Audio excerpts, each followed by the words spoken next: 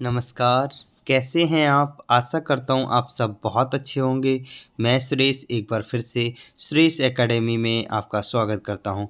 आज हम लेकर आए हैं AWES PRT TGT PGT 2024 से जो APS की न्यू वैकेंसी आई हैं, जो कि केवल एक ही APS में 73 वैकेंसीज आई हुई हैं, जो कि रेगुलर और फिक्स टर्म वाली दोनों प्रकार की वैकेंसी आई हैं। इसलिए इस APS डेहू रोड पुणे में आप सभी प्रकार के लोग जो कि 40% वाले और 50% वाले सभी अप्लाई कर सकते हैं। अगर आपके पासिंग मार्क्स, जैसे कि आपको बताया गया कि फिक्स टर्म के लिए 40% हैं, तो अगर आपके 40% से ज़्यादा हैं और अगर कम से कम 40% हैं तो आप अप्लाई कर सकते हैं। और इसके अलावा रेगुलर पोस्ट के लिए जो 50% कहा गया था, तो 50% वाले भी रेगुलर पोस्ट के लिए अप्लाई कर सकते हैं। तो आप कह सकते हैं ये जो न्यू वैकेंसी मैं लेकर आया हूँ APS डेहू रोड पुणे की, इसमें फिक्स टर्म वाले अर्थात 40% वाले और 50% वाले सभी अप्लाई कर सकते हैं। तो इसकी जो वैकेंसीज हैं इनके बारे में, पोस्ट वाइज क्वालिफिकेशन के बारे में भी बात करेंगे, इसकी एज लिमिट क्या रहने वाली है इसके बारे में भी बात करेंगे। इसके अलावा मैं आपको बता दूं, फ्रेशर्स भी इसमें एलिजिबल हैं। फ्रेशर्स भी अगर आप हैं, नया बीएड हुआ है और आपने AWES PRT TGT PGT 2024 पास कर लिया है, तो आप इसमें अप्लाई कर सकते हैं। इसके अलावा इसके एप्लीकेशन फॉर्म की बात करें तो इसका एप्लीकेशन फॉर्म आपको इस वीडियो के डिस्क्रिप्शन में मिल जाएगा। और इसकी जो एप्लीकेशन की लास्ट डेट है वो कब रहने वाली है, या इसमें कितने रुपए का DD लगाया जाएगा, इस बारे में भी हम डिटेल से बात करने वाले हैं। और किस पोस्ट के लिए कितनी वैकेंसी है, इस बारे में भी हम इसके नोटिफिकेशन के साथ डिटेल में बात करने वाले हैं। तो शुरू करते हैं। तो जैसा कि हमने बताया था, इसमें रेगुलर और फिक्स टर्म दोनों प्रकार की वैकेंसी हैं, इसलिए इसमें 40% और 50% वाले सभी अप्लाई कर सकते हैं। तो आप देख सकते हैं कि भाई PGT मैथ में जो है, ये एक्चुअली वैकेंसी कहाँ की मैं आपको बता दूं, APS डेहू रोड की हैं। APS डेहू रोड पुणे की हैं, पुणे के पास में है ये। APS डेहू रोड पुणे में है, उसमें ये वैकेंसी है दोस्तों। तो इसमें जो PGT मैथ्स की है, तो PGT मैथ्स की जो है वो फिक्स टर्म वाली है अर्थात एडॉक वाली है। तो अगर आपको रेगुलर और फिक्स टर्म के बारे में पता नहीं है, तो मैंने इसकी एक सेपरेट वीडियो बनाई है जिसमें मैंने रेगुलर कैंडिडेट कौन से होते हैं, फिक्स टर्म कौन से होते हैं, एडॉक कौन से होते हैं, इन सब के बारे में मैंने डिटेल से बात की है। तो अगर आपने वो वीडियो नहीं देखी है तो आप देख लीजिएगा। तो फिलहाल तो अभी हम बात कर लेते हैं वैकेंसीज की। तो PGT मैथ में जो है वैकेंसी फिक्स टर्म वाली एक वैकेंसी है, और PGT इंग्लिश की रेगुलर पोस्ट है जिसमें 50% वाले ही अप्लाई कर सकते हैं। इसके अलावा PGT बायोलॉजी की फिक्स टर्म में है, एक वैकेंसी है जिसमें 40% वाले भी अप्लाई कर सकते हैं।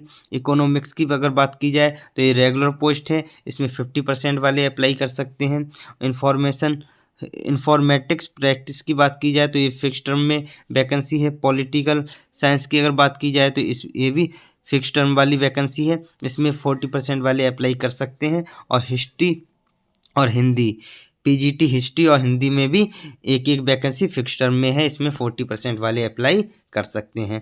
इसके अलावा अगर हम बात करें TGT की वैकेंसी की, तो TGT की वैकेंसी जो है, हिंदी में 2 वैकेंसीज हैं।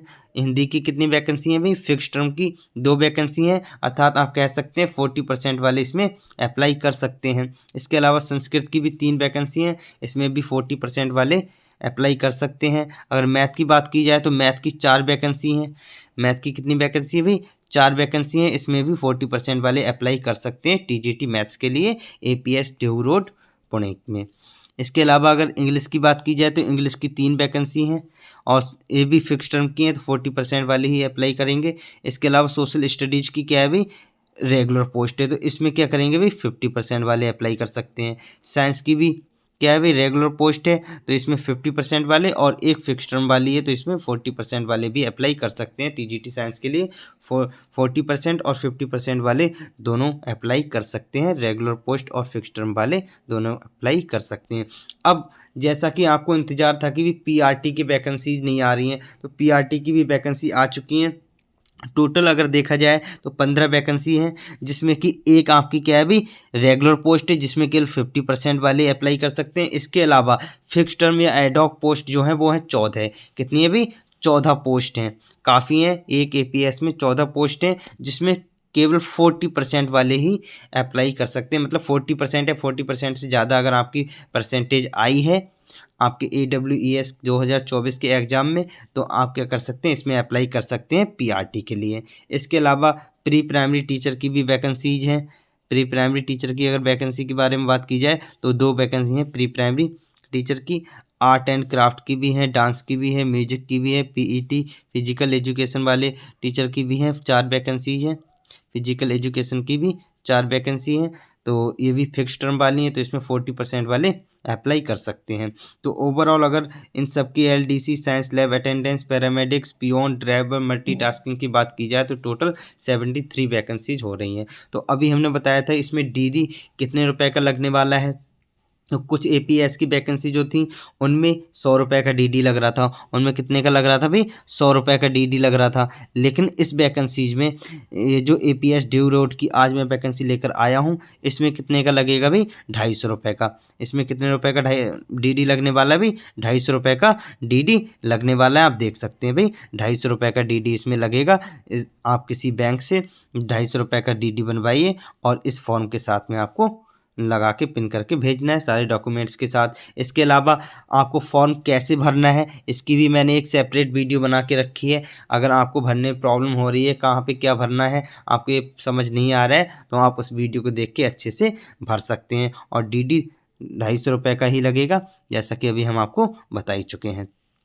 तो अब हम बात कर लेते हैं इसकी पोस्ट वाइज क्वालिफिकेशन की अब हम बात कर लेते हैं। तो इसकी पोस्ट वाइज क्वालिफिकेशन में हम सबसे पहले क्या देखेंगे भाई, सबसे पहले हम इसकी PGT की पोस्ट वाइज क्या देख लेंगे, सब्जेक्ट वाइज क्या देख लेंगे, क्वालिफिकेशन देख लेंगे। तो सबसे पहली क्वालिफिकेशन पोस्ट ग्रेजुएट टीचर के लिए जो PGT के टीचर होते हैं उनके लिए जो सबसे पहली क्वालिफिकेशन होती है वो क्या होती है भाई, मास्टर्स डिग्री होनी चाहिए आपके रिलेटेड सब्जेक्ट में। आप जिस सब्जेक्ट से डाल रहे हैं, अगर इंग्लिश से डाल रहे हैं तो इंग्लिश में मास्टर होनी चाहिए, MA MSc जो भी है, मास्टर्स डिग्री होनी चाहिए। इंग्लिश, हिंदी, इकोनॉमिक्स, हिस्ट्री जिस सब्जेक्ट में डाल रहे हैं वो तो आपकी होनी चाहिए। इसके साथ ही आपको इन सारे सब्जेक्ट में मास्टर्स डिग्री तो होनी चाहिए, साथ ही आपको क्या होना चाहिए भाई, BEd भी होना चाहिए। इसके साथ ही आपको दूसरी क्वालिफिकेशन क्या होनी चाहिए भाई, BEd होना चाहिए। आप देख सकते हैं भाई, पहली तो आपको मास्टर डिग्री होनी चाहिए रिलेटिव सब्जेक्ट में, इसके अलावा BEd भी होना चाहिए। BEd होना चाहिए, इसके equivalent degree from a recognised university होनी चाहिए। इसके साथ ही desirable knowledge of computer application, इसके साथ आपको क्या होना चाहिए भाई, कंप्यूटर की भी थोड़ी नॉलेज होनी चाहिए। इसके साथ ही मैं आपको बता दूं, BEd is not mandatory for PGT computer science. तो कंप्यूटर साइंस की PGT कंप्यूटर साइंस के लिए अगर आप अप्लाई कर रहे हैं तो अगर आपके पास BEd नहीं भी है तो बात बन जाएगी, चल जाएगा काम। इसके अलावा PGT फाइन आर्ट्स में भी अगर आपके पास BEd नहीं है किया हुआ तो आप देख सकते हैं इसमें लिखा है BEd is not mandatory for PGT fine arts. तो PGT फाइन आर्ट्स और PGT कंप्यूटर साइंस के लिए अगर आपके पास BEd नहीं है तब भी बात बन जाएगी, तब भी आप अप्लाई कर सकते हैं और बाकी सारी पोस्ट के लिए BEd होना ज़रूरी है। अब हम बात करेंगे भाई TGT की। अब हम क्या बात करेंगे, TGT की बात कर लेंगे। तो TGT की अगर हम बात करें, TGT से पहले अगर फिजिकल एजुकेशन की बात करें, PGT फिजिकल एजुकेशन की, तो आपके पास वही BPEd होना चाहिए। BEd की जगह क्या होना चाहिए, BPEd होना चाहिए। अब हम TGT की बात कर लेते हैं। तो TGT में क्या होना चाहिए भाई, आपका जो रिलेटिव सब्जेक्ट है, जिस सब्जेक्ट से आप डालना चाह रहे हैं उसमें आपकी BSc, BCom, BA या जो भी आपकी ग्रेजुएशन होनी चाहिए, आपकी ग्रेजुएशन क्या होनी चाहिए, उसी रिलेटिव सब्जेक्ट में होनी चाहिए। इसके साथ ही जो दूसरी एजेंशियल क्वालिफिकेशन है वो आपकी क्या होगी भाई, वो होगी आपकी BEd। दूसरा, आपकी ग्रेजुएशन तो होनी चाहिए, साथ ही BEd होना चाहिए, और BEd के साथ ही आपको CTET भी पास होना चाहिए। TGT के लिए क्या है भी, अगर हम TGT के लिए अप्लाई कर रहे हैं तो BEd भी होना चाहिए और CTET भी आपका पास होना चाहिए। CTET भी आपका पास होना चाहिए। साथ ही आपको क्या होना चाहिए, टीचिंग इन इंग्लिश मीडियम में आपको टीचिंग करनी आनी होनी चाहिए, मतलब आती होनी चाहिए, आपको इंग्लिश बोलना आना चाहिए। इंग्लिश में अगर आपको पढ़ाने की ज़रूरत पड़े तो पढ़ा लें आप, ऐसा होना चाहिए भाई। इसके अलावा इसमें भी कंप्यूटर की नॉलेज होना चाहिए। क्या होना चाहिए भाई, कंप्यूटर की नॉलेज होना चाहिए। और TGT की सारी पोस्ट के लिए BEd क्या है, मैंडेटरी है, एजेंशियल है। अब हम बात कर लेते हैं भाई किसकी भाई, TGT फिजिकल एजुकेशन की। इसमें भी भाई BEd की जगह BPEd होना चाहिए। क्या होना चाहिए, BPEd होना चाहिए। अब हम बात करते हैं PRT की। क्या भाई, PRT की। तो पीआरटी की अगर हम बात करें तो पीआरटी में आपकी ग्रेजुएशन तो होनी ही चाहिए, ग्रेजुएशन तो होनी चाहिए। इसके अलावा आपके पास बीएलएड जो कि 4 साल का होता है वो हो, अगर वो नहीं है तो 2 साल का जो डीएलएड है वो होना चाहिए। तो बीएलएड या डीएलएड में से एक चीज़ होनी चाहिए, एक डिग्री होनी चाहिए। इसके साथ ही जैसे टीजीटी में सीटेट की ज़रूरत थी तो इस ऐसे ही पीआरटी में भी सीटेट की ज़रूरत होगी। इसके साथ ही proficiency in teaching in English medium, तो इंग्लिश मीडियम में आपको टीचिंग करनी आनी होनी चाहिए। इसके अलावा knowledge of computer application in desirable, computer application की भी थोड़ी नॉलेज होनी चाहिए, कंप्यूटर चलाना आना चाहिए। ठीक है, तो ये हो गई इसकी क्या भाई क्वालिफिकेशंस। तो जब इसकी क्वालिफिकेशंस हो गई तो अब हम बात कर लेते हैं एज लिमिट की, एज लिमिट की और इसकी लास्ट डेट क्या है इसके बारे में हम बात कर लेते हैं। तो अगर हम एज लिमिट की बात करें तो आप देख सकते हैं भाई, क्या देख सकते हैं इसमें, आप देख रहे हैं कि भाई requires on regular and fix term and ad hoc basis. तो इसकी जो एज लिमिट होनी चाहिए, age for teaching and non teaching staff not below 25 years, मतलब 25 साल से कम नहीं होनी चाहिए और 40 साल से ज़्यादा नहीं होनी चाहिए। 25 से कम और 40 से ज़्यादा नहीं होनी चाहिए। लेकिन अगर आपके पास एक्सपीरियंस है तो उसके आधार पर आपको एज रिलैक्सेशन मिल जाएगा, उसके आधार पर आपको क्या 5 साल का एज रिलैक्सेशन मिल सकता है। इसके अलावा अगर आप special preference will be given for bar window, अगर किसी के हस्बैंड किसी युद्ध में वीरगति को प्राप्त हो चुके हैं तो उनके लिए स्पेशल क्या मिलेगी, प्रेफरेंस मिलेगी।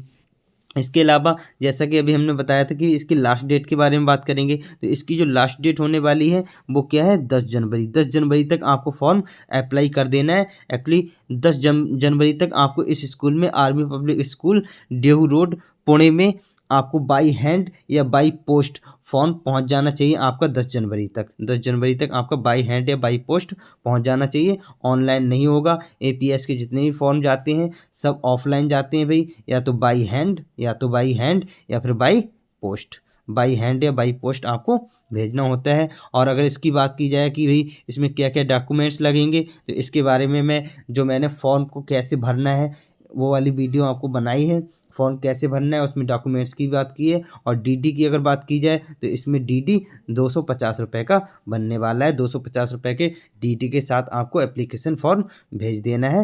एक्चुअली जो डीडी है वो भी एप्लीकेशन फॉर्म के साथ ही आपको स्कूल में भेजना है।